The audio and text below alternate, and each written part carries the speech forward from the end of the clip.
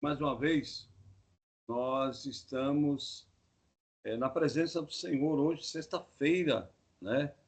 Sexta-feira, dia 22/5 de 2026. Quero dizer para você, ontem nós iniciamos a festa de Shavuot, né? O que é essa festa? É a conhecida festa das primícias, festa da colheita e festa do Pentecostes. Uma festa só, com épocas, né? Em cada época ela recebia um nome, né? Shavuot quer dizer semanas, festa das semanas. Por quê? Porque a partir da Páscoa, nós contamos 50 dias depois da Páscoa, começa a festa do Pentecostes. E essa festa do Pentecostes não é uma festa judaica, é uma festa bíblica. O Senhor disse assim: estas são as minhas festas. Mas não, ele não fala que essas é as festas dos judeus, mas essas são as minhas festas. Portanto, estas festas, não as outras, estas festas, elas são festas chamada Moadim, que quer dizer o quê? Tempo determinado. O tempo que Deus marcou para ter um relacionamento com o seu povo. Então, isso é maravilhoso, que Deus tem um tempo marcado para ter um encontro conosco. Não é verdade? Bom, nesse momento, nesse aspecto, nós já passamos a Páscoa, nós já passamos os ázimos e agora estamos na festa do Pentecoste, ou festa de Shavuot, ou festa das primícias, ou festa da semana da colheita, né? Enfim, essa festa ela tem algo em comum, duas coisas que são que nós precisamos parar para analisar dessas duas festas, né? E antes de falar da festa, eu quero fazer uma leitura da palavra do Senhor, que está escrito lá eu vou ler aqui, não, até no original aqui, Êxodo 19:6, o Senhor fala para quando Israel sai do Egito, aos 50 dias, ele está ao pé do Sinai, e no Sinai o Senhor chama Moisés e faz uma aliança com Moisés, fala: desce lá, fala com o meu povo, eu vou ser o Deus dele, eles serão os meus filhos. E Deus faz uma aliança chamada Aliança do Shema. Nessa aliança do Shema, Shema quer dizer ouvir. Quando ele diz: ouve Israel, o Senhor vosso Deus é o único Deus, né? Ouve, no original, ouve Israel, o Senhor vosso Deus é um, né? Shema Israel, Adonai Elohim, Adonai Echad. Então, ali, Echad não é primeiro, Echad é um numeral. Um numeral, para você ter ideia como que é o original. E aí ele chega lá, o Senhor faz uma aliança com ele, o Senhor diz assim, ó: e vós me sereis um reino sacerdotal e um povo santo. Estas são as palavras que falarás aos filhos de Israel. E aqui ele fala, né, um reino sacerdotal para Israel. E povo santo é Goins Kadosh. Goins Kadosh é gente, como que fala? Gentil, né? Pessoas gentílicas santas, né? É um povo santo. E esse povo santo aí, ele fala, ele fala dentro de uma questão de que apontando para a igreja mesmo, né?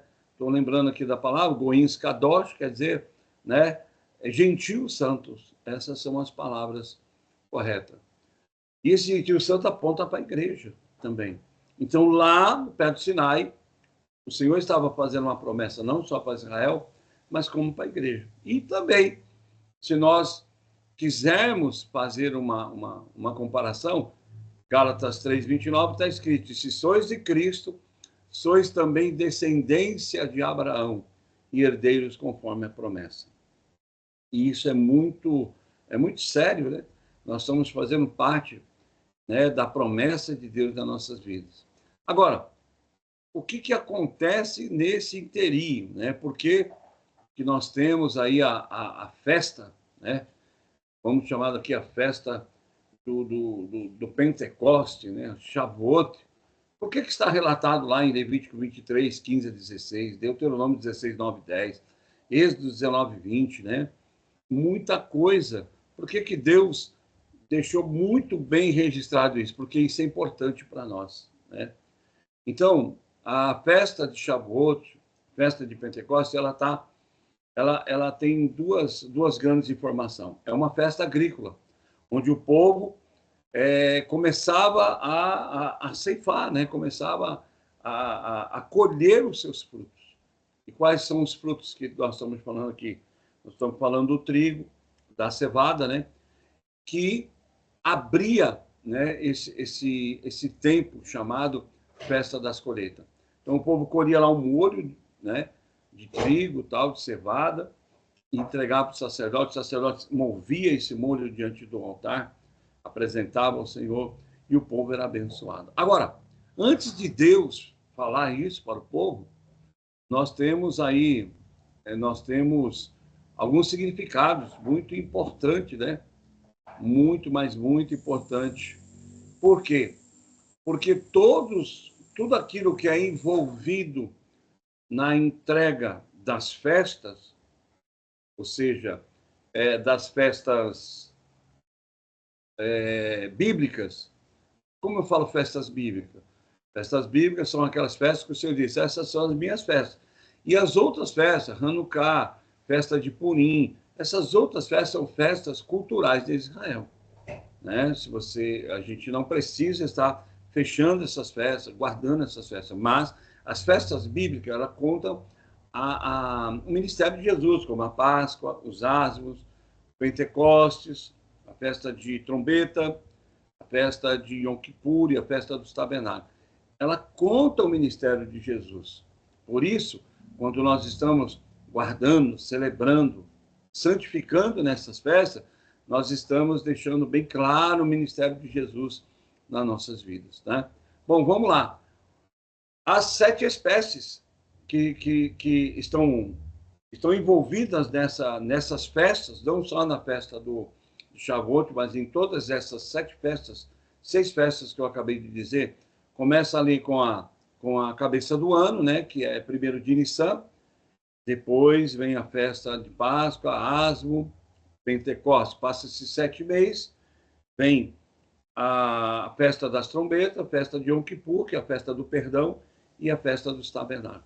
Todas essas festas, elas envolvem, né, estão envolvidas essas 7 espécies. Essas 7 espécies, o Senhor criou lá no Éden, aparece lá no livro de Gênesis, né? Em código, sim, mas aparece as 7 espécies que Deus criou lá no livro do Éden. E essas 7 espécies, o Senhor usa para essas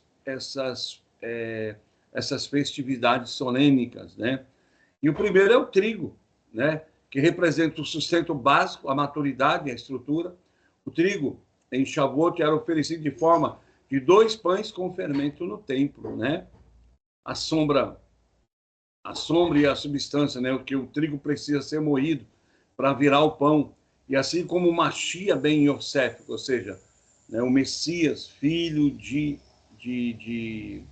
Yosef, né, filho de José, foi moído para se tornar o pão da vida. Por que filho de José? Porque ele faz parte da família de José. Né? E aí tem o Machia ben David, aquele que faz também, fazem parte da genealogia de Davi. Então ele faz genealogia de Judá, né? E a outra faz a genealogia, né, de reinados, né, de reis, sacerdotes e assim por diante, né? E é tão interessante isso, né? Porque o trigo faz parte das testemunhas do Senhor, né? E o trigo o Senhor já deu lá, para que o Senhor possa requerer novamente de nós. Ou seja, aquilo que Deus te deu nessa semana, nesse mês, nesses anos, na sua vida, mas Ele já deu primeiro lá no passado para você, em Cristo Jesus, tá certo? Por isso que essas festas, ela tem um envolvimento muito sério com Jesus. A segunda é a cevada, que o significado no calendário original, a cevada amadurece antes do trigo.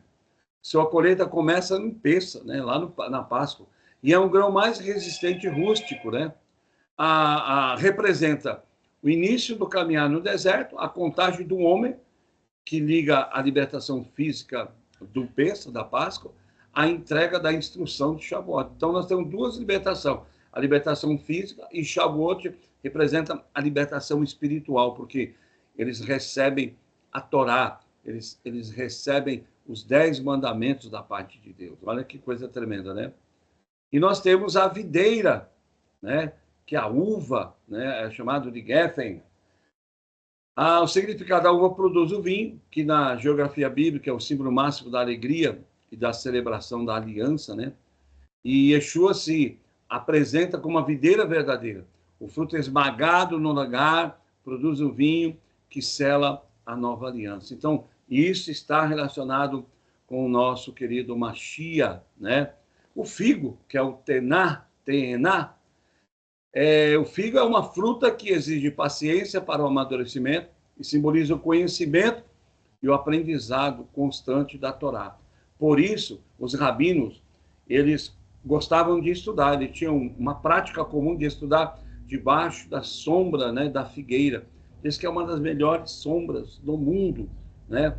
Porque além de ela fazer uma sombra muito boa, ela traz assim exala um cheiro do figo muito bom e fica um ambiente propício para o estudo da Torá. E é cultural, né? Os rabinos estudaram debaixo da figueira, né? Sentar-se debaixo da própria figueira, na literatura profética, é sinônimo de descanso, de paz, de entendimento com o reino e do entendimento que o reino milenar trará para nós, né?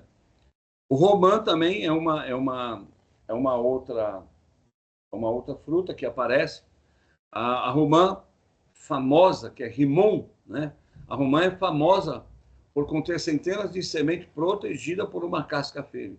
Tradicionalmente, diz que ela possui 613 sementes, correspondendo aos 613 mandamentos, ou seja, da Torá. Então, nós temos 613 mandamentos, juízos, testemunhos, juízos, e decretos da parte do Senhor. E são esses que fazem parte, nós chamamos da Torá, chamando de mitzvot, que é o conjunto de todas essas 613 que levam a Cristo, né?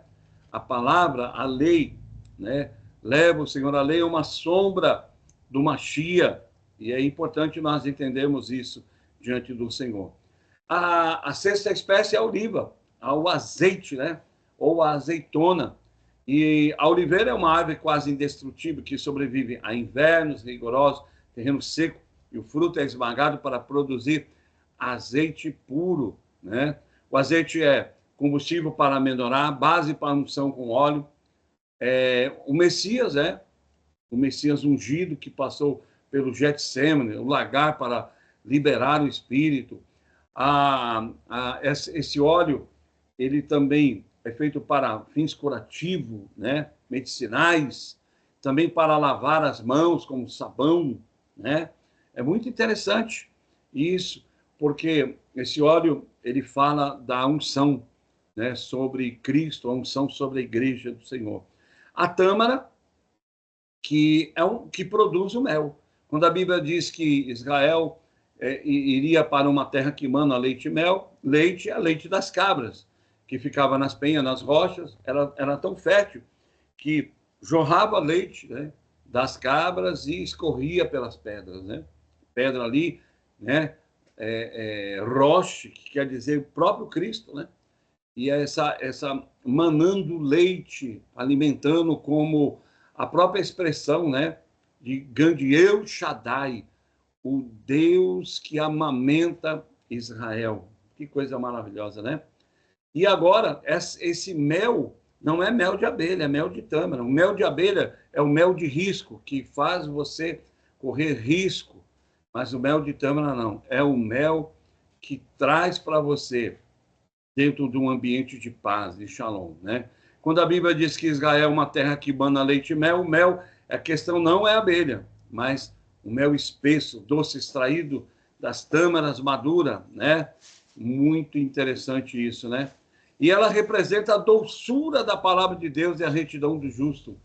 O justo florescerá como a palmeira. Na verdade, não existe palmeira na Bíblia, gente. É tamareira, né? E essa palavra tamareira foi traduzida como palmeira para nós, no Salmo 92, 12. Todas as vezes que você vê palmeiras na Bíblia, é tamareira, tá certo? Deus possa, então, abençoar você. E essa conexão é muito interessante, né? Porque essas 7 espécies não são uma escolha aleatória da natureza, ela representa um itinerário de amadurecimento do ser humano. Você começa com uma cevada, né? Simples, no início da libertação, amadurece como trigo, pronto para receber a instrução, produz o vinho, a alegria, a doçura do figo, entendimento, e as sementes da romã, que é a sua prática, e provado e esmagado como a oliva, né, para gerar azeite de unção. E termina, né, erguido como a tamareira, reto no deserto, produzindo mel da recompensa no reino de Deus, né? Que Deus possa te abençoar e que esse dia seja marcado por um relacionamento maior. Eu digo um endireitamento com Deus, um relacionamento profundo com o Senhor, um alinhamento com Deus e com as coisas que Ele tem para nós. É como um barco. Quando está com ventos bons, ele anda muito mais rápido, ele chega mais rápido no caminho, ele tem a direção, né? Ele recebe a bênção do Senhor. Que a sua vida seja repleta de bênçãos da parte do Senhor para a tua vida. Fica com Deus. É uma pitada aí de hebraico para você nesse dia. Amém. Fica na paz.